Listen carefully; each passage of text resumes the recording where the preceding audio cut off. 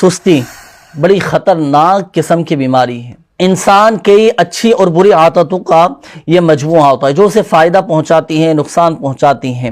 جب کسی پر سستی غالب آ جاتی ہے نا تو بڑا بیچارہ آزمائش میں آ جاتا ہے۔ بعض اوقات لوگ جب کام کاج پر جاتے ہیں، اپنی ڈیوٹی پر، ملازمت پر جب جاتے ہیں، اپنے آفس جا رہے ہوتے ہیں تو وہاں پر بھی ان پر غنودگی کی سی کیفیت طاری رہتی ہے، سستی کا شکار رہتے ہیں، جسم ان کا ٹوٹا ٹوٹا بوجھل سا جسم رہا کرتا ہے۔ اس طرح کی کیفیت بعض اوقات ہو جاتی ہے۔ تو یاد رکھیے سستی کیسے دور کرنی ہے، اس کا ایک خاص وظیفہ میں آپ کو عرض کروں گا، لیکن ایک بزرگ کا ایک فرمان میں آپ کو سناتا ہوں۔ ایک شخص نے کسی بزرگ سے عرض کی کہ حضور مجھے کوئی ایسی مختصر سی نصیحت کیجئے کہ میری سستی دور ہو جائے۔